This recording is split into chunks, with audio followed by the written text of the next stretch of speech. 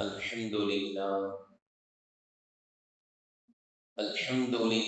رب العالمين، والصلاة والسلام على سيدنا محمد وآله وصحبه أجمعين. أما بعد، فقد قال الله تبارك وتعالى في القرآن الكريم: يا أيها المدثر قم فأنذر وربك فكبر وثيابك فطهر. صدق الله العلي العظيم. السلام عليكم ورحمة الله وبركاته. கண்ணியத்திற்குரிய கனவான்களே, பெரியோர்களே, அல்லாஹ்வின் நல்லடியார்களே, அல்லாஹ்வின் தூதர் ஸல்லல்லாஹு அலைஹி வஸல்லம் அவர்கள் நம்முடைய வாழ்க்கையின் எல்லா விஷயத்திற்கும் அழகான முன்மாதிரியாக அல்லாஹ் தஆலா ஆக்கியிருப்பதை போன்று நம்முடைய வெளி தோற்றத்தை அழகாக ஆக்கிக் கொள்வதற்கும் நபியவர்களே அழகான முன்மாதிரியாக இருக்கிறார்கள். நாம் நபி ஸல்லல்லாஹு அலைஹி வஸல்லம் அவர்களை பல கட்டங்களில் பின்பற்ற வேண்டும் என்று நினைக்கின்றோம். எல்லா சந்தர்ப்பங்களிலும் நபியவர்களை பின்பற்ற வேண்டும் என்ற உறுதியை எடுக்கக்கூடிய மாதம் தான் ரபியுல் அவ்வலுடைய மாதம். நான் எல்லா விஷயங்களிலும் எனக்கு முன்மாதிரியாக ஹஜ்ரத் முஹம்மது ஸல்லல்லாஹு அலைஹி வஸல்லம் அவர்களை நான் ஆக்கிக் கொள்வேன். அதில் நம்முடைய வெளி தோற்றத்தை எவ்வாறு ஆக்கிக் கொள்ள வேண்டும் என்பதற்கும் நபி ஸல்லல்லாஹு அலைஹி வஸல்லம் அவர்கள் அழகான முன்மாதிரியாக அவர்களை எல்லாம் ஆக்கியிருக்கின்றார். நபி ஸல்லல்லாஹு அலைஹி வஸல்லம் அவர்கள் தலை முடி முதல் உள்ளங்காலில் அணிகின்ற காலணி வரை சீராக இருக்க வேண்டும் என்று விரும்புவார்கள். சுத்தமான ஆடையை தான் அணிவார்கள். அந்த ஆடையின் மீது நறுமணத்தை பூசிக்கொள்வார்கள். இப்படி வெளி தோற்றத்தை கூட அழகாக ஆக்கிக் கொள்வார்கள். இது அல்லாஹ்வின் கட்டளையும் கூட. அல்லாஹ்வின் தூதர் ஸல்லல்லாஹு அலைஹி வஸல்லம் அவர்களுக்கு ஆரம்பமாக இறங்கிய வசனம் யா அய்யுஹல் முத்தத்திர் என்று துவங்கக்கூடிய சூரா. குர்ஆனில் 4வது இறங்கிய ஆரம்ப சூரா. அந்த சூறாவில் அல்லாஹ் தஆலா எடுத்த எடுப்பிலேயே கூறுகின்றான், யா அய்யுஹல் முத்தத்திர், போர்வையை போர்த்தியவரே, கும். நபி ஸல்லல்லாஹு அலைஹி வஸல்லம் அவர்களுக்கு முதலில் ஜிப்ரீல் அலைஹிஸ்ஸலாம் அவர்கள் வந்து நபியாக அவர்களை ஆக்கி முழு உலகத்தின் நேர்வழி என்பதை தெரியப்படுத்தி முழு உலகத்தில் இந்த உலகம் இருக்கும் வரை நீங்கள் தான் நபி என்ற மிகப்பெரிய பொறுப்பை கொடுத்து விட்டு சென்ற காரணத்தினால் நபி ஸல்லல்லாஹு அலைஹி வஸல்லம் அவர்களுக்கு குளிர் ஜுரம் வந்தது. நடுநடுங்கியவர்களாக வீட்டிற்கு வந்தார்கள். போர்வையை போர்த்துங்கள் என்று சொன்னார்கள். ஹஜ்ரத் கதீஜா ரலியல்லாஹு அன்ஹா அவர்கள் போர்வையை போர்த்தி படுக்க வைத்தார்கள். அந்த ஆரம்ப கட்டத்தில் அல்லாஹ் தஆலா சொல்கின்றான், யா அய்யுஹல் முத்தத்திர், போர்வை போர்த்தியவரே, கும், எழுந்து நிற்கிறாக, ஃபஅன்திர், அச்சமூட்டி எச்சரிக்கை செய்வீராக, வரப்பக ஃபகப்பிர், உம்முடைய ரப்பு தான் ஃபகப்பிர், மிகப்பெரியவன் என்று மக்களுக்கு சொல்வீராக. உம்மை நாம் நபியாக ஆக்கியது ரப்பை பெரியவன் என்று சொல்வதற்கு, அல்லாஹு அக்பர் என்ற முழக்கத்திற்கு தான் உங்களை நாம் நபியாக ஆக்கியிருக்கின்றோம். எழுந்திருப்பீராக, அச்சமூட்டி எச்சரிக்கை செய்வீராக, அல்லாஹ் மிக பெரியவன் என்ற முழக்கத்தை மக்களுக்கு மத்தியில் சொல்வீராக என்று சொன்னவுடன் அல்லாஹ் சொல்லக்கூடிய கட்டளை என்ன தெரியுமா? அல்லாஹ் இடக்கூடிய கட்டளை, வதியாபக ஃபதஹிர், உம்முடைய ஆடையை சுத்தமாக வைத்துக் கொள்கிறார்கள். ஆரம்பமாக இறங்கிய வசனம். அல்லாஹ்வை பற்றி அல்லாஹ்வின் பெருமிதத்தை சொல்லக்கூடியவர்கள் அல்லாஹ் மிகப்பெரியவன் என்ற முழக்கத்தை இடக்கூடியவர்கள் அவர்கள் ஆடை கூட சுத்தமாக இருக்க வேண்டும். சீர்திருத்தவாதிகள் யார்? இந்த உலகத்தை சீர்படுத்தக்கூடியவர்கள் யார்? அவர்கள் எப்படி இருக்க வேண்டும் என்றால் அவர்களும் சரி, அவர்களுடைய ஆடையும் சரி, அது தூய்மையாக இருக்க வேண்டும் என்று அல்லாஹு தஆலா கட்டளையிடுகின்றார். கண்ணியத்திற்குரியவர்களே, அன்னை ஆயிஷா ரலியல்லாஹு அன்ஹா அவர்கள் கூறுகிறார்கள், அல்லாஹ்வின் தூதர் ஸல்லல்லாஹு அலைஹி வஸல்லம் அவர்கள் என்னுடைய வீட்டில் இருந்து கொண்டிருந்தார்கள். சில நபி தோழர்கள், சில சஹாபாக்கள் நபி ஸல்லல்லாஹு அலைஹி வஸல்லம் அவர்களை வீட்டிற்கு வந்து சந்திப்பதற்காக கதவை வந்து தட்டுகிறார்கள். கதவிற்கு அருகில் நிற்கிறார்கள். நான் நபி ஸல்லல்லாஹு அலைஹி வஸல்லம் அவர்களிடத்தில் தெரியப்படுத்தினேன், தங்களை சந்திப்பதற்காக உங்களுடைய தோழர்கள் காத்திருக்கிறார்கள் என்று. உடனே நபி ஸல்லல்லாஹு அலைஹி வஸல்லம் அவர்கள் எழுந்து தங்களுடைய வீட்டில் ஒரு பாத்திரத்தில் வைக்கப்பட்ட தண்ணீருக்கு அருகில் சென்றார்கள். சென்று அந்த தண்ணீரில் தன்னுடைய முகத்தை அப்படியே பார்த்து தன்னுடைய முகத்தை கழுவிக்கொண்டு தன்னுடைய முடியை எல்லாம் சரி செய்து கொண்டு தன்னை அழகுபடுத்திய பிறகு வெளியில் சென்றார்கள். நான் இதை பார்த்து அல்லாஹ்வின் தூதர் ஸல்லல்லாஹு அலைஹி வஸல்லம் அல்லாஹ்வின் தூதரே, என்ன நீங்களே இப்படி எல்லாம் பண்றீங்கன்னு கேட்டேன். நீங்களே கொஞ்சம் அப்படி ஸ்டைல் பண்ணிட்டு போறீங்களே என்பதாக நான் கேட்டேன். அப்பொழுது அல்லாஹ்வின் தூதர் ஸல்லல்லாஹு அலைஹி வஸல்லம் அவர்கள் சொன்னார்கள், நாம், ஆம், நான் தான் என்னுடைய அங்க அவயங்களை சீர் செய்து கொண்டு நான் செல்வேன் தான். காரணம், இது எனக்கு மட்டுமல்ல, இதா ஹரஜர் ரஜுலு இலா இஹ்வானிஹி, ஒரு மனிதன் தன்னுடைய சகோதரர்களை, நண்பர்களை சந்திக்க சென்றால் அவர் தன்னை தயார்படுத்திக் கொள்ளட்டும் சந்திப்பது. ஒரு மனிதனை சந்திப்பதற்கான ஒரு முறை இருக்கிறது, ஒரு தோற்றம் இருக்கிறது. தன்னை அந்த தோற்றத்தில் அவர் தயார்படுத்திக் கொண்டு அதற்கு பிறகுதான் அவர் சந்திக்க வேண்டும். அப்படியே எழுந்து வந்து பார்க்கறது இல்லை. தன்னை தயார்படுத்தி கொண்டு தான் தன்னுடைய சகோதரர்களை சந்திக்க வேண்டும் என்று சொல்லிவிட்டு நபி அவர்கள் சொன்னார்கள், ஃபஇன்னல்லாஹ ஜமீல், நிச்சயமாக அல்லாஹ் அழகானவன், யுஹிப்புல் ஜமால, அழகாக தோற்றம் அளிப்பதை, அழகாக இருப்பதை தான் அல்லாஹ் விரும்புகிறான் என்று அல்லாஹ்வின் தூதர் ஸல்லல்லாஹு அலைஹி வஸல்லம் அவர்கள் கூறினார்கள். ஒரு சந்தர்ப்பத்தில் நபி ஸல்லல்லாஹு அலைஹி வஸல்லம் அவர்கள் இப்படி சொன்னார்கள், கடுகளவு பெருமை இருந்தாலும் அந்த மனிதனால் சொர்க்கம் செல்லவே முடியாது.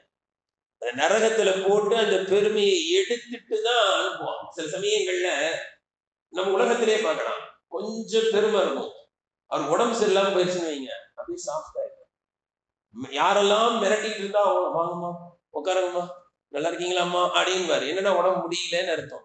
உடம்பு முடியாம போச்சு, வலி வேதனை வந்துச்சுன்னா அவருக்கு பணிவிடை செய்யக்கூடியவங்க எல்லாம் கொஞ்சுவார்.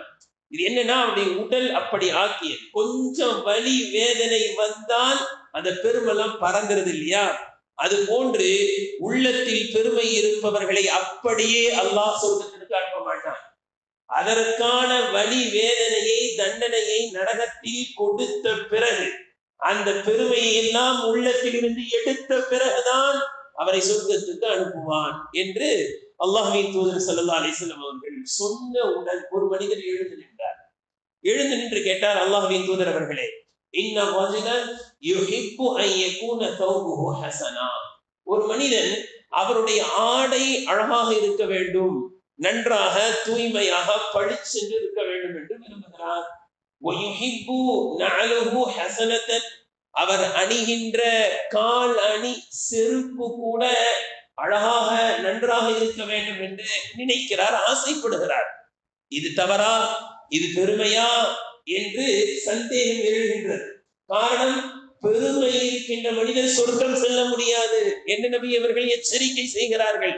அப்படி என்றால் ஆடை அழகாக இருக்க வேண்டும் என்று நினைக்கின்றோம், காலணி, காலில் போடக்கூடிய செருப்பு கூட நன்றாக இருக்க வேண்டும் என்று நினைக்கின்றோமே, இதெல்லாம் பெருமையாக ஆகிவிடுமோ என்ற அச்சத்தில் அந்த மனிதர் ஒரு கேள்வி, அதாவது நம் சார்பாக அவர் கேட்டார் என்று சொல்லலாம், நம் அனைவர்களின் சார்பாக அந்த சஹாபாக்கள் கேட்கிறார்கள்.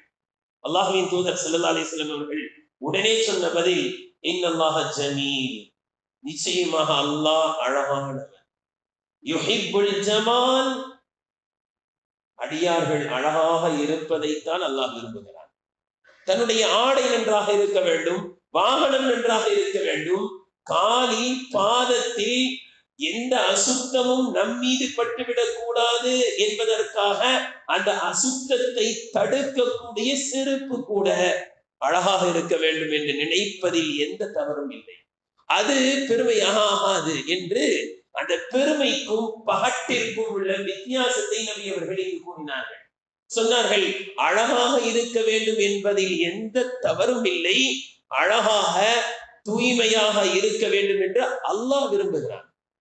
சொல்லிவிட்டு சொன்னார்கள், அல் கிபுரு, பெருமை என்றால் என்னவென்று நான் சொல்லட்டுமா?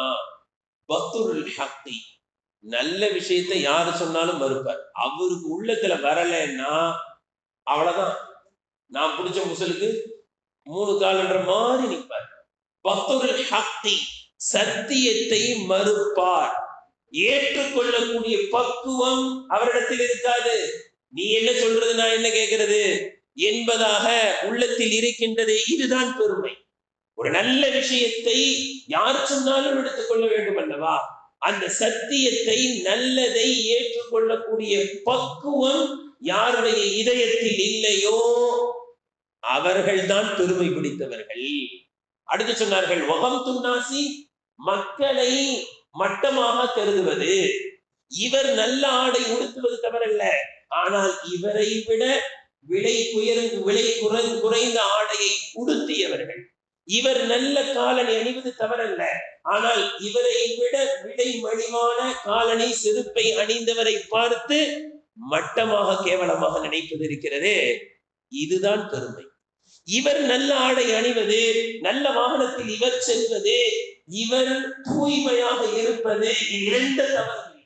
எவ்வளவு அழகாக நபி ஸல்லல்லாஹு அலைஹி வஸல்லம் அவர்கள் இங்கு அந்த அழகு என்றால் என்ன, ஆணவம் என்றால் என்ன, இந்த இரண்டிற்கும் மத்தியில் என்ன வித்தியாசம் என்பதை அழகாக நபி ஸல்லல்லாஹு அலைஹி வஸல்லம் அவர்கள் வேறுபடுத்தி காண்பிக்கிறார்கள். சிலருக்கு இப்படி வேறுபடுத்த தெரியாது.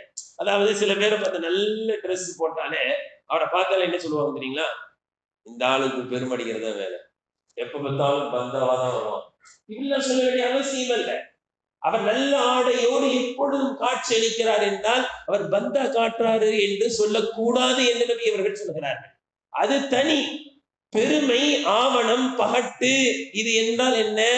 மற்றவர்களை மட்டப்படுத்துறார், மற்றவர்களுக்கு கொடுக்கக்கூடிய மதிப்பு கொடுக்க தெரியல, தன்னை தான் பெரிய நபராக நினைக்கிறார் என்றால் இதுதான் தற்பெருமையை தவிர நல்லதை சொல்லும் பொழுது ஏற்றுக்கொள்ளக்கூடிய பக்குவம் இல்லாமல் இருப்பது, இதுதான் பெருமை, பகட்டை தவிர நல்ல ஆடையை உடுத்துவது, நல்ல காலணிகளை எப்பொழுதுமே அணிந்து கொள்வது இது தவறல்ல என்ற அழகான வேறுபாட்டை நபி ஸல்லல்லாஹு அலைஹி வஸல்லம் அவர்கள் இங்கு நமக்கு அழகாக புரிய வைக்கிறார்கள். கணியத்திற்குரியவர்களே, நபி ஸல்லல்லாஹு அலைஹி வஸல்லம் அவர்கள் தன்னுடைய தோற்றத்தை எந்த அளவிற்கு அழகாக ஆக்கிக் கொள்வார்கள் என்றால், பயணத்தில் கூட, ஏன் சஹாபாக்கள் பயணத்தை குறித்து குறிப்பிடுகிறார்கள் என்றால், உள்ளூரில் இருக்கும் பொழுது அழகாக தன்னுடைய தோற்றத்தை வைத்துக் கொள்ளக்கூடியவர்கள், தூய்மையாக இருப்பவர்கள் கூட சற்று பயணத்தில் கொஞ்சம் அப்படி அலங்கோலமாயிருவாங்க. ஆனால் நபி ஸல்லல்லாஹு அலைஹி வஸல்லம் அவர்கள் தன்னுடைய தோற்றத்தை அழகாக வைத்துக் கொள்வதில் பயணத்திலும் கவனமாக இருப்பார்கள்.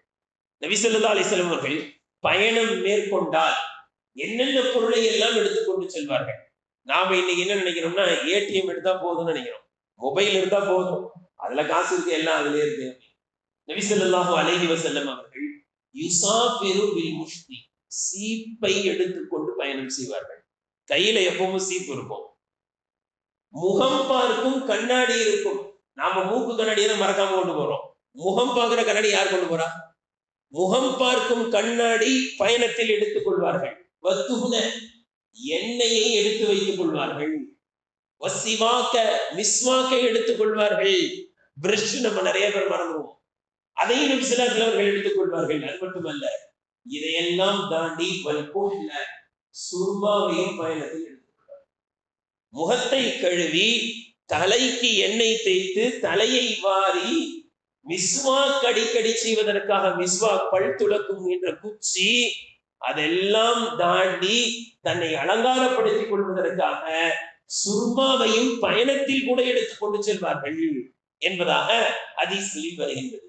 இன்னொரு ஹதீஸில் வருகின்றது, அல்லாஹ்வின் தூதர் ஸல்லல்லாஹு அலைஹி வஸல்லம் அவர்கள் தன்னுடைய தலைக்கு அதிகமாக எண்ணெய் தேய்ப்பார்கள். நம்ம நபி ஸல்லல்லாஹு அலைஹி வஸல்லம் அவர்களை பின்பற்ற வேண்டும் என்று நினைக்கின்றோம் அல்லவா? எந்தெந்த காரியங்களில் எல்லாம் நாம் பின்பற்ற வேண்டும், அனைத்தும் நபி அவர்களுடைய முழு வாழ்க்கை நமக்கு படிப்பினை. தன்னுடைய தலைக்கு நல்ல எண்ணெய், நிறைய பேருக்கு எண்ணெய் தேய்க்கிற பழக்கமே இல்லை. அது ஆண்களுக்கு, வேலைக்கு போறவங்க, ஆபீஸுக்கு போறவங்க தலைக்கு எண்ணெய் தேய்க்க மாட்டாங்க. பெண்கள் தலைக்கு எண்ணெய் தேய்ப்பாங்க. தலைக்கு வாங்குற எண்ணெய் பெண்களுக்கு நினைச்சாங்க. ஆண்கள் நிறைய பேர் தலைக்கு எண்ணெய் தேய்க்கிறது. அல்லாஹ்வின் தூதர் ஸல்லல்லாஹு அலைஹி வஸல்லம் அவர்கள் அதிகமாக எண்ணெய் தேய்ப்பார்கள். முடியை படிய வாருவார்கள், நடு வாங்கு எடுத்து வாருவார்கள். சில சமயங்கள்ல தாடியை சரி செய்யறதுக்கு எண்ணெய் இல்லைன்னா தண்ணியை தொட்டு செய்வாங்க. தாடியை தடவி அந்த தாடி முடிகளை தண்ணீரின் மூலமாக சீர்படுத்திக் கொள்வார்கள் என்று வருகிறது. கணியத்திற்குரியவர்கள், இன்னொரு செய்தி என்ன தெரியுங்களா? நாமெல்லாம் படுத்து எழுந்தா நம்முடைய உடல் அலங்கோலமா ஆறவர் ரசூலுல்லாஹ். அப்படிப்பட்ட அல்லாஹ்வின் தூதர் அவர்களே இப்படியெல்லாம் தங்களை அலங்காரமாக ஆக்கிக் கொள்கிறார்கள். தன்னை அழகுபடுத்திக் கொள்வது கூட நபி அவர்களுடைய சுன்னத் என்பதை மறந்துவிடக் கூடாது. கணியத்திற்குரியவர்களே, ஒரு நாள் அல்லாஹ்வின் தூதர் ஸல்லல்லாஹு அலைஹி வஸல்லம் அவர்கள் சஹாபாக்கள் கூறுகிறார்கள், எங்களிடம் வந்தார்கள். நபி ஸல்லல்லாஹு அலைஹி வஸல்லம் அவங்களை தேடி போறதுன்னு ஒண்ணு இருக்கு. ஒரு சில நேரங்கள் இருக்கு நபி ஸல்லல்லாஹு அலைஹி வஸல்லம் அவர்கள் சஹாபாக்களை தேடி வருவதும் இருக்கிறது. இது எப்படிப்பட்ட ஒரு தருணம்? அந்த சஹாபாக்கள் சொல்கிறார், அத்தானா ரசூலுல்லாஹி ஸல்லல்லாஹு அலைஹி வஸல்லம், நபி ஸல்லல்லாஹு அலைஹி வஸல்லம் அவர்கள் எங்களிடம் வந்தார்கள், எங்களை பார்ப்பதற்காக வந்தார்கள். அப்பொழுது பரஆரஜுலன் ஷஅதன், அப்பொழுது ஒரு மனிதரை பார்க்கிறார்கள், அவருடைய தலை அலங்கோலமாக இருக்கிறது. அவரு ரசூலுல்லாஹ்வை பார்க்க வந்தாரு, அலங்கோலமா வந்தாருன்னா அது வேற விஷயம். ரசூலுல்லாஹ்வை பார்க்க வந்திருக்கீங்க, இப்படி வரலாமான்னு அப்படி இல்லை. அவர் இடத்துல இருக்கிறார். ரசூலுல்லாஹி ஸல்லல்லாஹு அலைஹி வஸல்லம் அவங்க தான் அவங்களை தேடி போறாங்க. அந்த நேரத்தில் ஒரு மனிதர் அது முடி அப்படியே அங்கும் இங்குமாக அலங்கோலமாக தலை விரிகோலமாக ஒரு மனிதரை பார்த்தார்கள். பார்த்தவுடன் நபி ஸல்லல்லாஹு அலைஹி வஸல்லம் சொன்னாங்க, இவருடைய முடிகளை அமைதிப்படுத்தக்கூடிய படிய வாருவதற்கு சீப்பு எண்ணெய் எதுவுமே இல்லையா அவர்கிட்ட? கொஞ்சம் ஒரு தலையை வாரி நல்லா அழகா இருந்தா என்னன்னு கேட்டாங்க. இன்னொரு அதே கூட்டத்தில் இன்னொரு மனிதரை பார்த்தார்கள். அவருடைய ஆடை அழுக்காக இருந்தது. அவரை பார்த்தவுடன் நபி ஸல்லல்லாஹு அலைஹி வஸல்லம் அவர்கள், இவருடைய ஆடையை சுத்தமாக்கிக் கொள்வதற்கு தண்ணி இல்லையா இவருக்குன்னு கேட்டாங்க. அந்த ஆடையை சுத்தமாக்கிக் கொள்வதற்கு தண்ணீரை இவர் பெற்றுக் கொள்ளவில்லையா? நம்ம காலத்துல சொல்றதா சோப்பு எதுவும் இல்லையாப்பா, ஏன் தோச்சு கொஞ்சம் நல்லா. நம்ம மக்களுக்கு வர பிள்ளைங்க யூனிஃபார்ம் சில சமயம் அவ்வளவு அழுதாரு, அப்படியே அசால்ட்டா. இதெல்லாம் கணியத்திற்குரியவர்களே, நபி ஸல்லல்லாஹு அலைஹி வஸல்லம் அவர்கள் சொன்னார்கள், சுத்தம் ஈமானில் ஒரு பகுதி. கொஞ்சம் சிந்திக்கணும் இந்த ஹதீஸ. அதாவது நேர் மாற்றமா போடுங்க, சுத்தம் இருந்தால் ஈமானில் ஒரு பகுதி இருக்கிறதுன்னு சொன்னாங்க. இல்லைன்னு வைங்க, சுத்தம் இல்லை, அப்ப என்ன அர்த்தம் வரும்? ஈமானில் ஒரு பகுதி இல்லைன்னு வந்துடும். அப்படித்தான் அந்த ஹதீஸ் இருக்கு கருத்து. சுத்தம் ஈமானில் பாதி என்றால், சுத்தம் இல்லை என்றால் ஈமானில் ஒரு பாதி சென்று விடும் என்று பொருள். சுத்தத்திற்கு ஈமானுக்கும் அவ்வளவு மிகப்பெரிய தொடர்பு. ஈமான் என்றாலே சுத்தம், முக்மின்கள் என்றாலே சுத்தமானவர்கள், முஸ்லிம்கள் என்றாலே பரிசுத்தமானவர்கள். அவர்களுடைய வெளி தோற்றமும் அழகாக இருக்கும். ஒரு மனிதரை பார்க்கிறார்கள், அழுக்கான ஆடையோடு இருக்கிறார், உடனே சொல்கிறார்கள், அமாகான ஆதா எஜிதுமா யக்ஸிலுஹு, எதன் மூலமாக இவருடைய ஆடையை அவர் துவைத்து சுத்தமாக ஆக்கிக் கொள்வாரோ அதை இவர் பெற்றுக்கொள்ளவில்லையா? ஏன் இப்படி இருக்கிறாரு? இவருக்கு என்ன தண்ணி இல்லையா, சோப்பு இல்லையா, தலையில இப்படி இருக்கு, ஏன் எண்ணெய் இல்லையா, சீப்பு இல்லையா என்று கேட்கிறார்கள் என்றால் என்ன பொருள்? அதெல்லாம் இருக்கிறதே, பயன்படுத்த வேண்டியதானே, அழகாக இருக்க. இன்னைக்கு என்னன்னா, அழுக்கா இருக்கிறது சில பேர் மார்க்கம் நினைச்சுக்கிறாங்க. அல்ல பாதாளம், அழுக்கான சட்டை, கசங்கிய வேட்டி, கசங்கிய ஜுப்பா, அப்படியே கிட்ட போறாலே குப்புனு வீசுற வேர்வை வாடை. சில பேர் பள்ளி வாசலுக்கு வந்தா கூட பேசும்போது அவர்களுடைய மூக்கில் இருந்தும் வாயில் இருந்தும் துண்டு பீடியுடைய வாடை அப்படியே வந்து பேசுறதுக்கு எப்படி மனசு வருதுன்னு தெரியல. சஜிதாக்கு போய் சுபான ரபில் ஆலா சுபான ரபில் ஆலான்னா அப்படியே வீசுது. பீடியினுடைய சிகரெட்டினுடைய நாற்ற துர்வாடை பள்ளிக்குள். இணையத்திற்குரியவர்களே, மக்கள் முகம் சுளிப்பார்களே, இதை விரும்ப மாட்டார்களே என்பதை கூட அவர்கள் நினைப்பதில்லை. அதை பற்றிலாம் கவலை கிடையாது. சில பேர் இதுக்கெல்லாம் என்ன சொல்லுவாங்கன்னா, வெளிரங்கத்துல ஒண்ணுமே இல்லைங்க, ஆஹா பேசும்போது நல்லா இருக்கும். எல்லாம் வெளிரங்கத்தை யார் சொல்லுது? வெளிரங்கத்தையும் பார்க்கறோம், உள்ரங்கத்தையும் பார்க்கறோம். வெளிரங்கத்துல ஒண்ணும் இல்லைங்க, மனசு சுத்தமா இருந்தா போதுங்க அப்படின்னு என்னமோ அவங்க மனசு சுத்தமா இருக்கிற மாதிரி பேசுவாங்க. நன்கு விளங்கி கொள்ள வேண்டும்.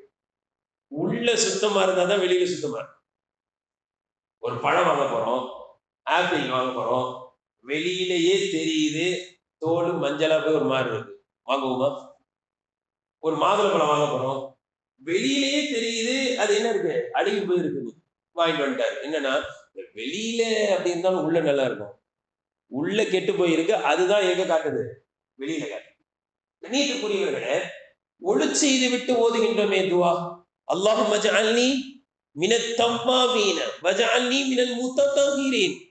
முதல்ல யா அல்லாஹ் நான் தௌபா செய்யறேன், ஒளி செஞ்சுட்டு முகத்தை கழுவிட்டு கையை காலை கழுவிட்டு வரும்போது ரசூலுல்லாஹ் கேக்குறாங்க, யா அல்லாஹ் கை காலை கழுவுனேன், இதன் மூலமாக என்னுடைய வெளிரங்க அழுக்கு சென்றது, ஆனால் உன்னிடத்தில் நான் பாவ மன்னிப்பு தேடுகிறேன், பாவ அழுக்கும் செல்ல வேண்டும் சொல்லிட்டு ரசூலுல்லாஹ் சொல்றாங்க, வஜஅல்னி மினல் முத்தத்தஹிரீன்.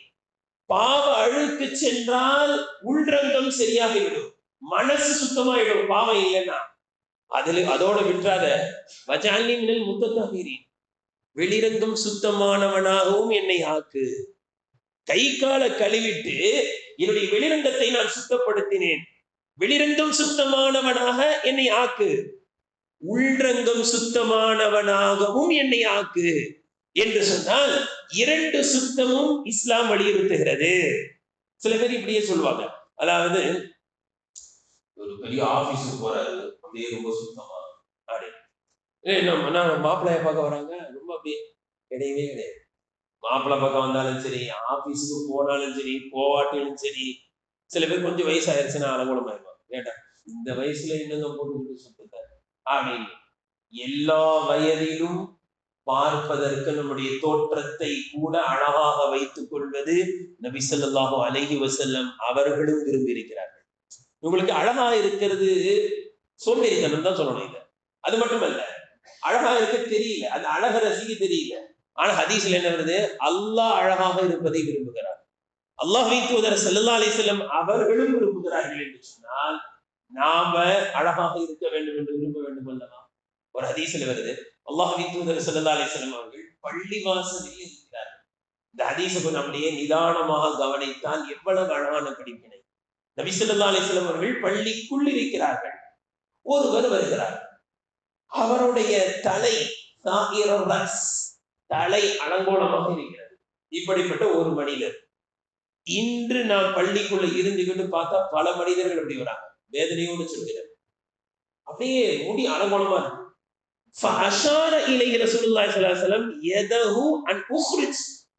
அவரை பார்த்த உடனே ரசூல் என்ன தெரியுமா செஞ்சாங்க, இப்படின்ட்டாங்க. இப்படின்னு என்ன அர்த்தம்? வெளியில போக சொல்றாங்க, நல்ல விளங்கிடுச்சு. ஹதீஸ்ல அப்படியே வருது. ரசூல்ல யார் பள்ளிக்குள்ள வராருங்க, அல்லாஹ்வுடைய பள்ளிக்குள்ள வராரு. அந்த பள்ளிக்குள்ள வர நபரை பாக்குறாங்க, தலை அலங்கோலமா இருக்கு. அவரை பார்த்து ரசூல்ல சொன்னாங்க இப்படி இப்படின்னாங்க. அவர் நல்லா விளங்கிட்டார். நம்மள என்ன செய்ய சொல்றாங்க ரசூல்ல, வெளில போக சொல்றாங்க.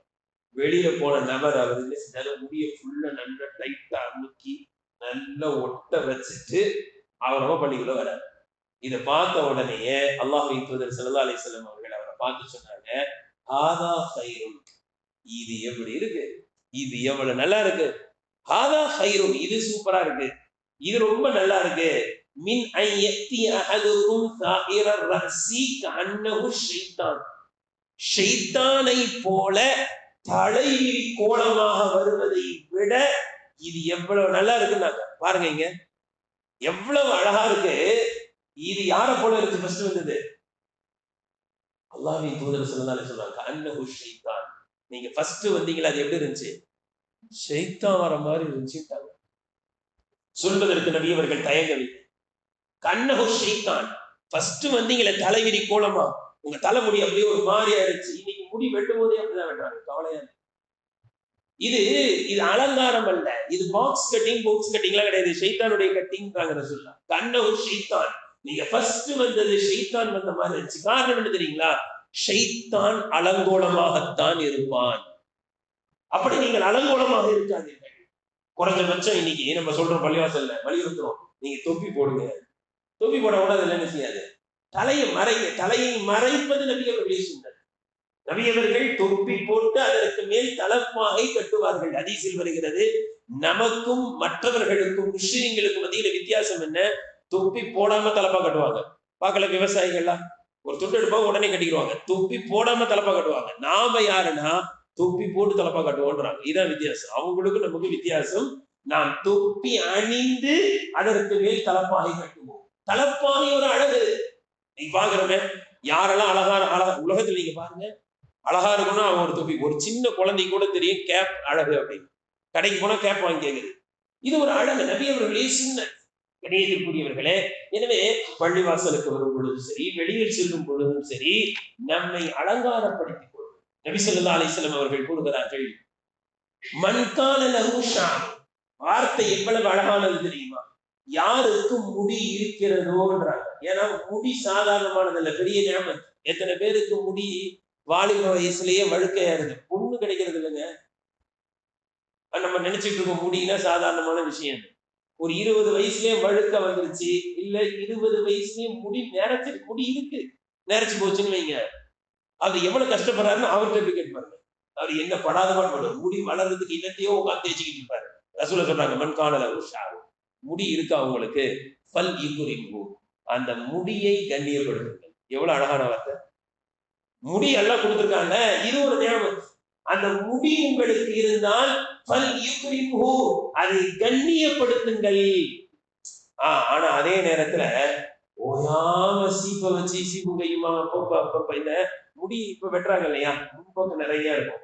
இவங்க நீங்க பாத்தீங்கன்னா ரசூலுல்லாஹி ஸல்லல்லாஹு அலைஹி வஸல்லம் அவர்கள் தடுக்கிறார்கள். புகாரியில் வருகிறது, நஹா ரசூலுல்லாஹி ஸல்லல்லாஹு அலைஹி வஸல்லம் அனித்தரஜுலி இல்லா பின்மன்.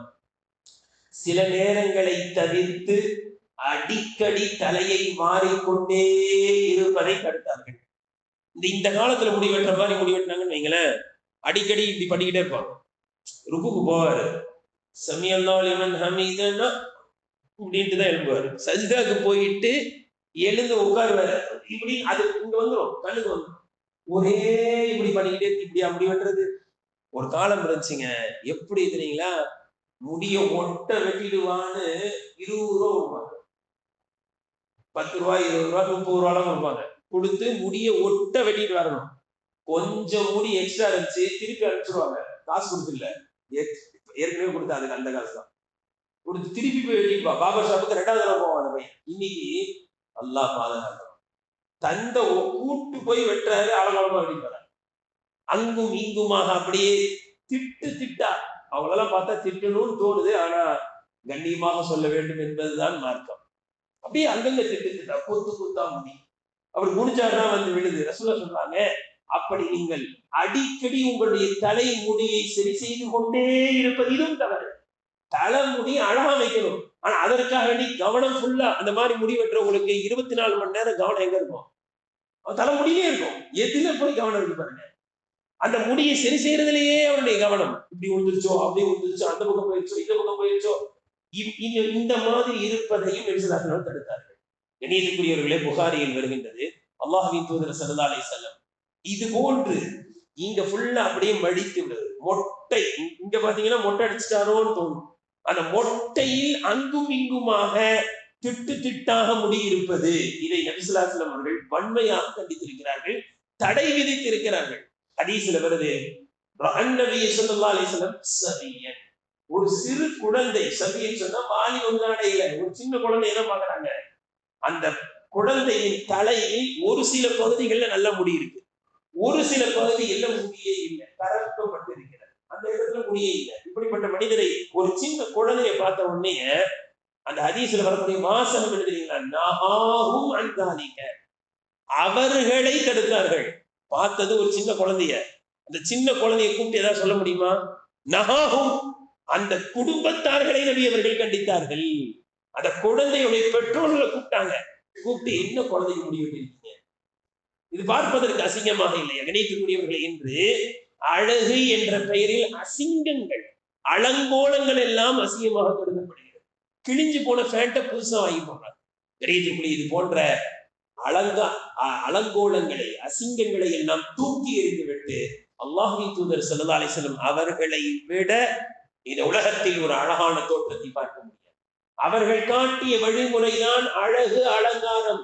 எனவே நபி அவர்கள் காட்டிய அந்த வழிமுறைக்கு நம்முடைய உடல் தோற்றங்கள், அங்க அவயங்கள், நம்முடைய ஆடை, நம்முடைய தலைமுடி, நம்முடைய எல்லா செயல்பாடுகளையும் நபி ஸல்லல்லாஹு அலைஹி வஸல்லம் அவர்கள் காட்டி தந்த அந்த அழகான முறையில் ஆக்கிக் கொள்ள வேண்டும். அல்லாஹ் தஆலா நபி ஸல்லல்லாஹு அலைஹி வஸல்லம் அவர்களை எல்லா நிலைகளிலும் பின்பற்றக்கூடிய நல்ல பாக்கியம்